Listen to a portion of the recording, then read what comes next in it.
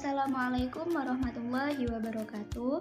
Perkenalkan, saya Ruri Pravita, mahasiswi Universitas Riau, program studi Bahasa dan Sastra Indonesia, dengan NIM 2005112446. Video ini untuk memenuhi tugas akhir semester mata kuliah Sejarah Sastra dengan dosen pengampu Bapak Dr. Mangatur Sinaga M. Hum.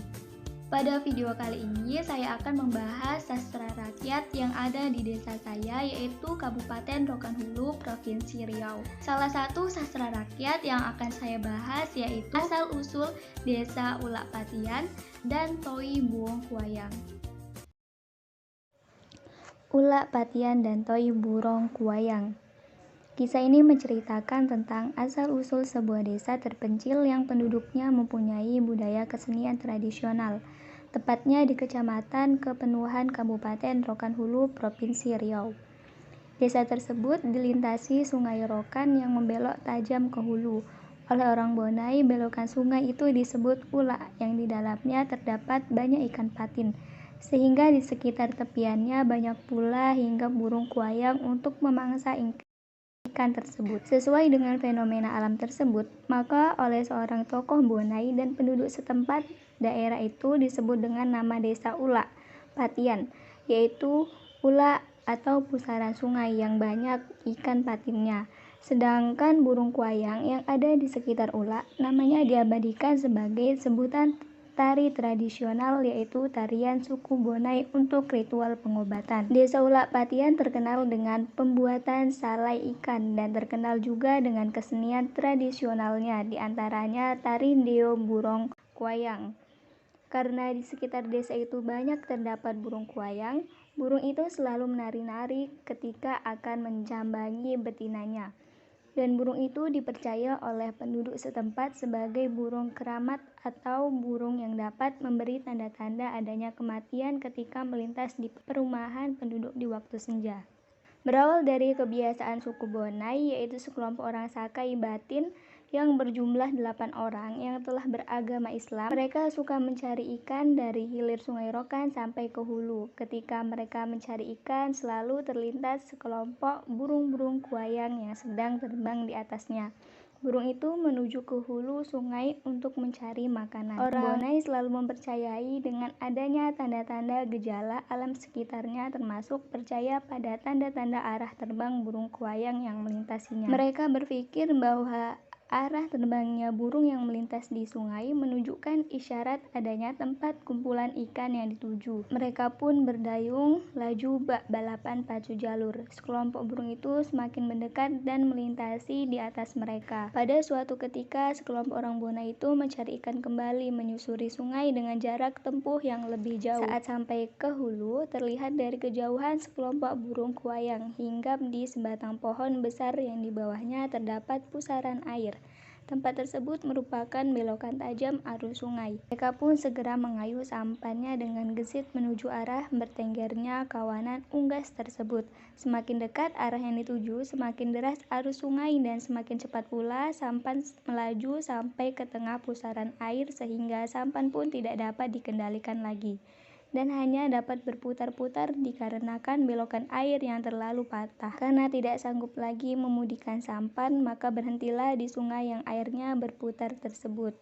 Keesokan harinya, salah satu dari mereka memperhatikan burung kuayang yang sedang berkicau dan menari-nari terbang di sana kemari, ke bawah, ke atas, dan ada juga yang hinggap sekitar tepian sungai dan daratan yang tergenang air penuh dengan cabang dan ranting pohon tumbang. Burung itu rupanya lagi memangsa ikan. Mulailah mereka mencoba memasang pancing di sekitar pusaran air yang disebut dengan ulak. Tidak lama kemudian, pancing-pancing yang dipasangnya bergerak-gerak kencang dan dia pun segera menarik pancing itu. Ternyata yang didapat ikan patin dengan ukuran besar. Berita danau dan ulak yang banyak ikan patinnya itu menyebar ke masyarakat Bonai lainnya yang berada di hilir. Maka beramai-ramailah orang mencari ikan ke sana. Bahkan orang-orang Bonai dari kampung lain yang kerjaannya mencari ikan pindah ke daerah itu. Dan perpindahan secara besar-besaran terjadi pada tahun 1935. Setelah kemerdekaan, oleh pemerintah setempat, Desa Ulak Patin diubah namanya menjadi Desa Ulak Patian. karena di desa tersebut terkenal dengan produksi ikan salai patin. Hampir setiap rumah di desa tersebut terdapat badeng-badeng untuk membuat selai ikan patin. Masyarakat suku Bonai di Ulak Patian dari sejak dulu sudah menganut agama Islam, akan tetapi masih mempercayai hal-hal yang mengandung mitos dan kepercayaan terhadap benda-benda bertuah. Mereka masih mempercayai pengaruh adanya makhluk halus seperti roh-roh jahat, setan, jin, dan kekuatan nenek moyangnya yang telah meninggal. Dahulunya di desa Ulak Patian selain terdapat banyak ikan patin, banyak juga burung kuayang yang dapat menari-nari ketika akan mengawini pasangannya, dan burung itu dipercaya oleh masyarakat Ulak Patian dapat membawa petunjuk, tanda keberuntungan dan kemalangan. Karena burung itu dianggap keramat dan mempunyai tuah, maka oleh Bomo atau yang disebut dengan tokoh suku Bonai yang mempunyai kelebihan dalam pengobatan atau dukun, gerakan burung itu dijadikan sebagai bagian dari prosesi pengobatannya dalam bentuk tarian dan disebut dengan Toi Burong Kuayang atau tari burung kuayang. Bagi masyarakat Ulak Patian, tujuan dari tari burung kuayang untuk pengobatan. Sebelum ada dokter, mantri, dan bidan, pengobatan segala sesuatu tentang penyakit fisik maupun penyakit yang dibuat oleh roh jahat, jin, atau makhluk halus lainnya dilakukan dengan cara tradisional, yakni dengan mengundang atau mendatangi bomo atau dukun. Kemudian si pasien atau keluarganya mengutarakan masalah yang diderita. Jika penyakitnya itu penyakit dalam atau penyakit yang tidak dapat dideteksi dengan mata telanjang, maka prosesi pengobatan tradisional dilakukan dengan memanggil roh-roh dan jin atau makhluk halus lainnya dengan cara membaca mantra-mantra sambil menari-nari seperti tarian burung kuayang. Bomo beserta anggotanya memulai ritual pengobatan dengan mempersiapkan berbagai macam ramuan, obat-obatan, dan bahan-bahan sesaji yang terdiri dari berbagai jenis bunga, air yang diberi tempat dengan tempurung kelapa, pinang, kayu kemenyan, serta bahan-bahan sesaji lainnya. Disiapkan juga bentuk tabu-tabuhan atau alat-alat musik tradisional yang dijadikan sebagai pengiring tarian dan mengundang makhluk halus.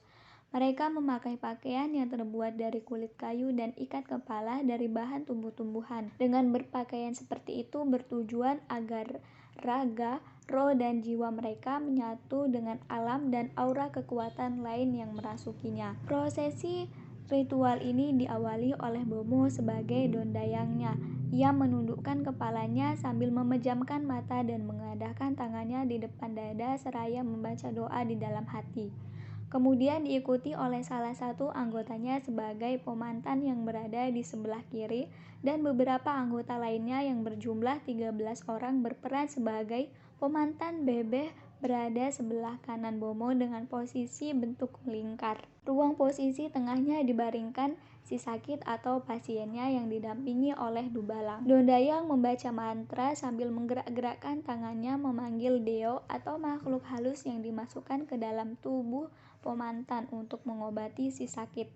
Saat itu juga pemantan menjadi kerasukan dengan mata terbelalak. Ia merenggangkan kedua tangan dan melambai-lambaikan sambil menari-nari bergerak ke kanan ke kiri dengan gerakan setengah memutar seperti gerakan burung kuayang yang sedang menari. Lalu pemantan mendekati si sakit dan menghembus-hembuskan nafasnya sambil mengerang. Kemudian Bomo mendekati pemantan mengajak berdialog. Setelah itu Bomo melanjutkan lagi prosesi ritual pengobatannya dengan melibatkan pemantan babeh dengan memanggil 8 deo atau jin. Beberapa deo itu dipanggil melalui bunyian-bunyian dengan menggunakan musik tradisional. Dikepulkan juga asap kemenyan dan dibacakan beberapa mantra oleh Bomo sambil menyebut nama-nama deo yang dipanggilnya. 8 deo ini dipanggil oleh Bomo atau dondayang dimasukkan melalui tubuh pemanten bebeh. Saat itu juga pemanten bebeh mulai kerasukan sambil menari-nari sesuai dengan gerakan masing-masing bentuk ke-8 deo tersebut. Dondayan mulai beraksi sambil membaca mantra-mantranya mendekati beberapa pemanten yang kesurupan 8 deo tersebut. Kemudian Dondayang memandu satu persatu pada Pemanten mendekati si sakit untuk diobati oleh Deo. Setelah selesai mengobati dengan mantra-mantranya, Bomo dengan sigap merentangkan kedua tangannya sambil membaca doa-doa dan mantra-mantranya untuk memulangkan kembali kedelapan Deo tersebut ke alamnya. Selesai mengobati si sakit, kemudian Bomo mengusir Deo-Deo tersebut dari jasad-jasad pemanten yang kerasukan. Maka selesailah pengobatan dengan bantuan Deo atau jin. Pada masa sekarang, kegiatan tarian burung kuayang ini tidak lagi dibuat untuk pengobatan, tetapi dibuat untuk hiburan yang dikemas dalam tari tradisional, guna untuk melestarikan budaya daerah. Burung kuayang ini bertujuan untuk pengobatan. Perbedaan penting antara upacara pengobatan buong kuayang dan pertunjukannya terletak pada maksud dan tujuannya. Upacara pengobatan bertujuan untuk mengobati orang sakit. Prosesi ditujukan untuk roh-roh Deo yang dipanggil untuk mengobati orang yang sakit. Lagu-lagu dan tarian ditampilkan untuk roh-roh tersebut. Sementara dalam pertunjukan, tujuannya adalah sebagai hiburan. Lagu-lagu dan tarian ditampilkan untuk memeriahkan suatu acara, untuk dinikmati orang-orang yang hadir. Meskipun dalam upacara pengobatan juga terdapat orang-orang yang mengikuti upacaranya, namun prosesi bukan ditujukan untuk mereka. Masyarakat suku Bonai sebenarnya menganut agama Islam, namun tradisi berobat dengan roh gaib ini masih terus dipertahankan secara turun-temurun dan diyakini oleh warga setempat sebagai salah satu tradisi penyembuhan yang mujarab. Fungsi dan manfaat tari buong kuayang ini yaitu fungsi hiburan. Pertunjukan tari buong kuayang menjadi sebuah pertunjukan yang menggabungkan berbagai unsur seni, yaitu musik dan tarian yang dapat memberikan hiburan terhadap masyarakat desa Ulak Patian. Kemudian manfaat tari buong kuayang ini untuk menyembuhkan penyakit.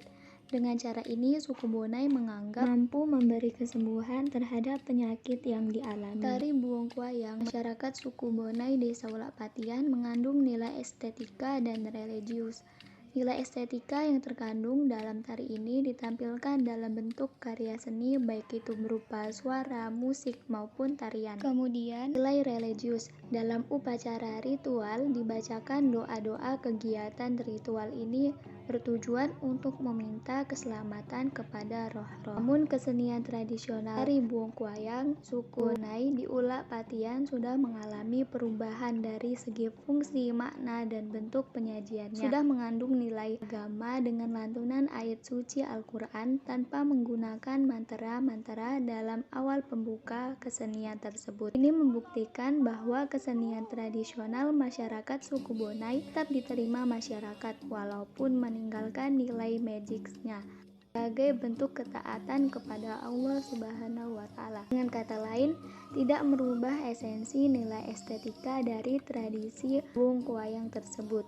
Tetapi tarian tersebut menjadi salah satu bentuk eksistensi suku Bonai, dipandang sebagai perhelatan yang tinggi adatnya bagi masyarakat dan sebagai simbol kebanggaan Desa Ulak Patian serta Kabupaten Rokan Hulu. Sehingga kesenian tradisional dalam tarian buong kuayang menjadi warisan budaya tak benda dari Kementerian Pendidikan dan Kebudayaan pada tahun 2019. Dengan demikian, marilah kita sebagai penerus dan harapan bangsa Indonesia bersama-sama menjaga budaya-budaya yang ada di Indonesia agar tetap menjadi identitas milik bangsa Indonesia. Demikian video pembahasan saya. Saya mohon maaf apabila terdapat kesalahan maupun kekurangan, dan semoga bermanfaat bagi kita semua. Saya akhiri. Wassalamualaikum warahmatullahi wabarakatuh.